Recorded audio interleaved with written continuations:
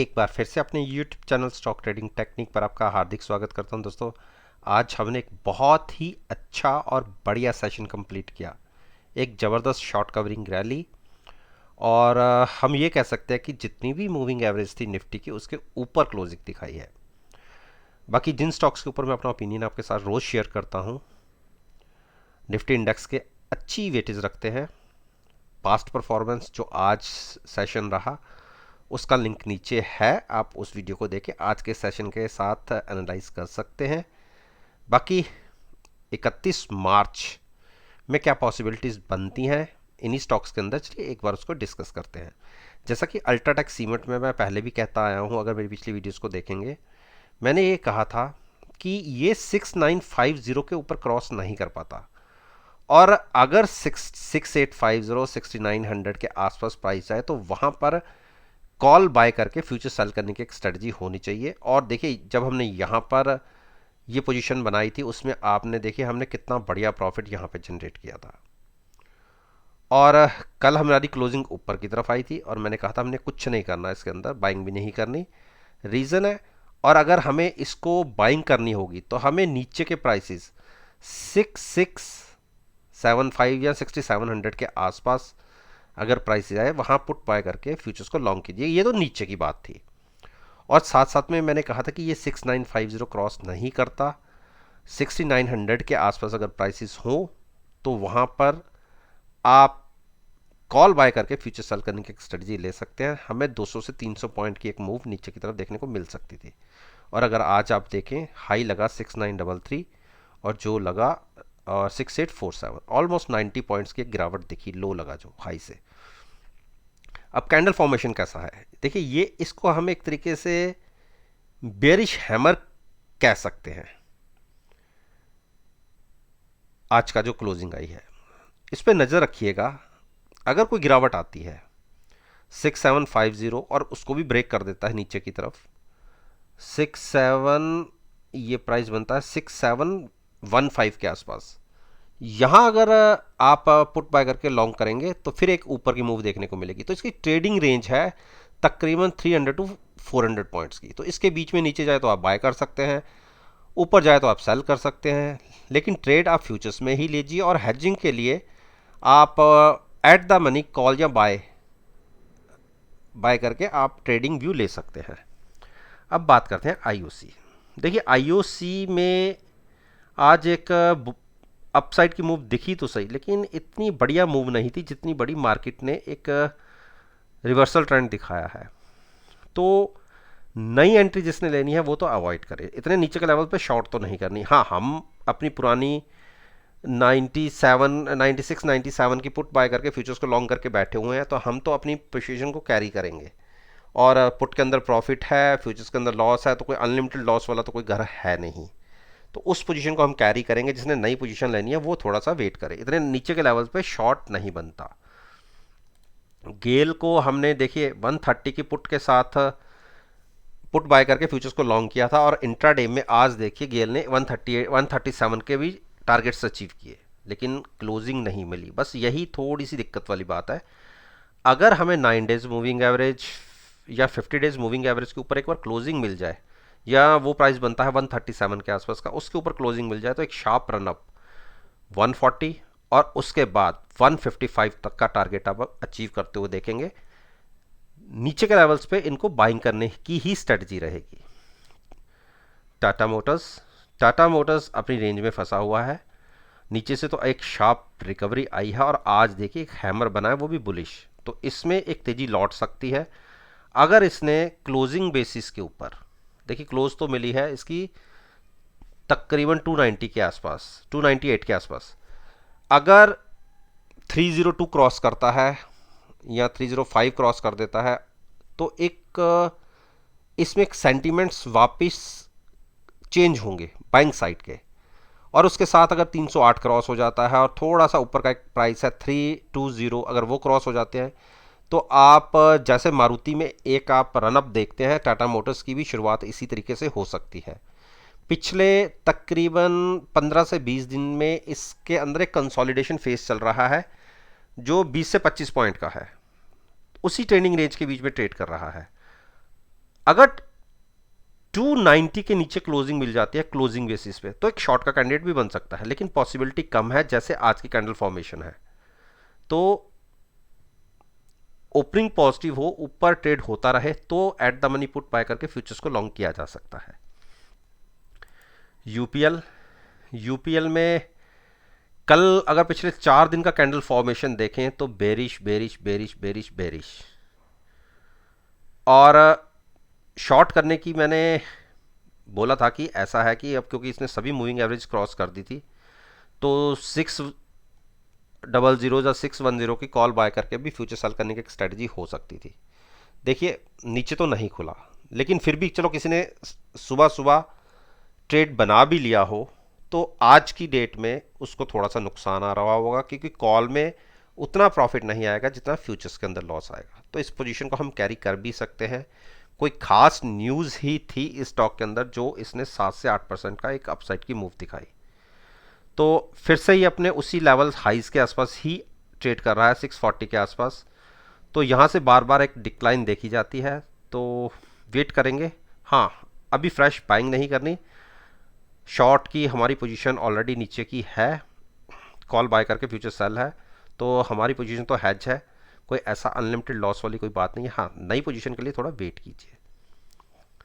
Hero MotoCorp में buying नहीं दिख पा रही, और जबकि हमने अपनी पोजीशन काफ़ी ऊपर से बाई कर रखी है, पुट बाय करके हमने फ्यूचर्स लॉन्ग किया हुआ। तो पुट में तो हमने ह्यूज प्रॉफिट जनरेट कर लिया पिछली एक्सपायरी में, और अपनी पुट को हम नीचे ले गए थे, और वहाँ से अगर देखा जाए तो एक रिकवरी जरूर दिखी है। लेकिन मेरा मानना है कि जब तक ये 3075 क्रॉस नहीं करता तब तक कोई बड़ी स्ट्रेंथ या शॉर्ट कवरिंग रैली नहीं देखने को मिलेगी। हाँ, 3075 के ऊपर क्लोजिंग मिलने पर आपको तकरीबन 100 पॉइंट्स की एक शॉर्ट कवरिंग रैली देखने को मिल सकती है। अगर उसके लिए ट्रेड लेना चाहते हैं तो आप बिल्कुल डिप पर बाइंग करके चल सकते हैं। देखिए क्लोजिंग मिल रही है 3000 के आसपास, at the money put buy करके यानी 3000 की पुट बाय करके भी आप फ्यूचर्स को लॉन्ग कर सकते हैं। ऑलरेडी ये स्टॉक काफ़ी ओवरसोल्ड हो चुका है, और देखिए आरएसआई 30 से भी नीचे ट्रेड कर रही है, तो मैं इसीलिए इसमें बाइंग की बात कर रहा हूँ। एक रिवर्सल दिखा है, देखिए हो सकता है कि बड़ा जंप 200 से 250 पॉइंट का आपको इंट्रा डे के अंदर ही देखने को मिल जाए इस स्टॉक में। तो बिल्कुल डिप पर स्टॉक है, और अपने हाई से तो तकरीबन 700 पॉइंट नीचे है। तो अगर आप थोड़ा और सेफ्टी लेके ट्रेड लेना चाहते हैं तो चाहे लॉन्ग मत जाइए, लेकिन हाँ यहाँ से भी 200 पॉइंट या 150 पॉइंट नीचे की पुट सेल करके भी चला जा सकता है, कि अगर आपको ये स्टॉक खरीदना भी पड़े तो आपको 150 पॉइंट नीचे मिले, और अगर ऊपर चला गया तो आपको सारे पुट के पैसे मिल ही जाएंगे। तो डिप पर बाइंग की ही स्ट्रेटजी रहेगी, शॉर्ट मत कीजिए, बहुत ऑलरेडी करेक्ट हो चुका है।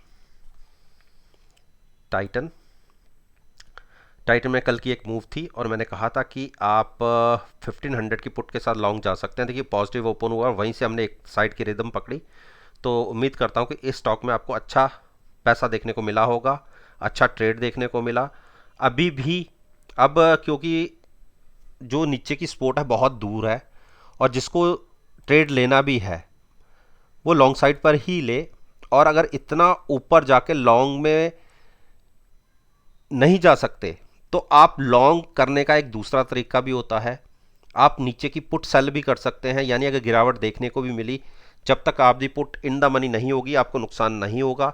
मेरा मानना है कि अगर 1470 के आसपास की यहाँ से तकरीबन 70 टू 75 पॉइंट्स नीचे की अगर पुट सेल करके चला जाए तो एक अच्छा प्रॉफिटेबल ट्रेड देखने को मिल सकता है, क्योंकि जैसी एक बुल रन दिखाया है स्टॉक ने, अगर गिरावट आ भी जाती है तो आपका trade in the money 70 points गिरने के बाद होगा। उसके बावजूद भी आपने जो प्रीमियम लिया है वो आपको थोड़ा सा कवर करेगा, और उसके नीचे जाके आपका लॉस शुरू होगा, और वहां तो आप अपनी पोजीशन बाइंग साइड पर भी कन्वर्ट कर सकते हैं। यानी यहां से आपको 70 टू 80 पॉइंट्स नीचे ट्रेड मिलेगा।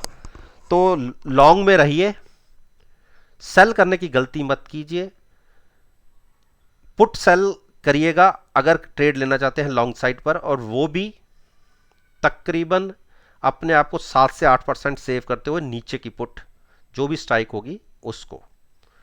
टीसीएस ने एक बड़ा रनअप दिखाया कल के दिन में, मैंने इसमें थोड़ा सा वेट एंड वॉच की स्ट्रेटजी बताई थी, और आज ऊपर खुला और वहीं से वन साइडेड मूव, और मानता हूं कि कल की क्लोजिंग से तो ऊपर मिला, लेकिन वेट एंड वॉच की स्ट्रेटजी थी। तो अब क्योंकि इसने अपनी पिछले अगर 10-12 दिन का ट्रेड देखें तो हाइज पे क्लोजिंग की है, तो ट्रेड तो मिल गया आपको 3190 तक का प्राइस। अब यहां से क्या बनता है, देखिए बुलिश क्रॉसओवर है, आरएसआई में ऊपर जाने की गुंजाइश बची हुई है, लेकिन इतने ऊपर के लेवल्स पे मैं बाइंग की बात नहीं करूंगा। अगर हमने बाइंग ही करनी है तो हम पुट सेल करके भी तो बाइंग कर सकते हैं। तो हाँ, हमारा लिमिटेड प्रॉफिट होगा, लेकिन अगर आपको इसको कन्वर्ट करना पड़े फ्यूचर्स के अंदर बाइंग साइड पर, तो आपको तकरीबन 100 पॉइंट्स नीचे मिलेगा। तो मेरा मानना तो ये है कि अगर आप 3070 के आसपास की पुट सेल करके चलें तो अच्छा ट्रेड पॉजिटिव साइड पर आपको देखने को मिल सकता है। अब बात करें हम मारुति। देखिए मारुति को मैंने डिप के ऊपर लॉन्ग रहने की ही बात करी है। हाँ, अब पिछले 2-3 दिन से थोड़ा सा इसकी जो गिरावट है थमी है, जबकि हाँ इसने मार्केट के साथ परफॉर्म नहीं किया, लेकिन नीचे के लेवल्स में मैं इसकी बाइंग की ही रिकमेंड करता हूँ। हाँ, पुट बाय करिए और फ्यूचर्स को लॉन्ग कीजिए।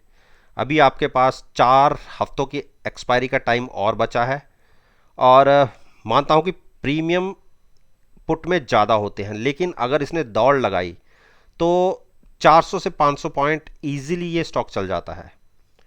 तो डिप के ऊपर बाइंग करिए, लेकिन हैज करते हो कि आपको पता हो कि आपका मैक्सिमम लॉस कितना है।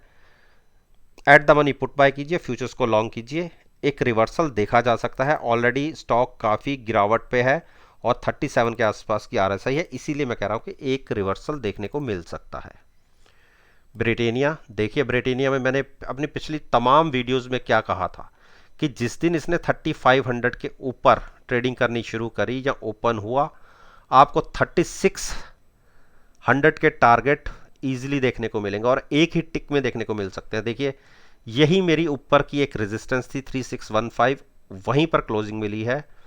तो अब यहां से क्या, पहले एक हम इंडिकेटर्स को देख लेते हैं। एमएसीडी में बुलिश क्रॉसओवर है, तो 61 की आरएसआई है, तो एक मूव और देखने को मिल सकती है जो कंटिन्यू हो सकती है 3770 तक। अगर कल की क्लोजिंग हमें 3615 के ऊपर मिल जाती है, तो देखिए हम यहीं से गिरावट हमने नीचे की तरफ की दिखाई थी, और इसी गिरावट को हम क्रॉस करते हुए ऊपर की तरफ जब अगर हमने क्लोजिंग दी दी तो हम ये हाइज टच कर सकते हैं।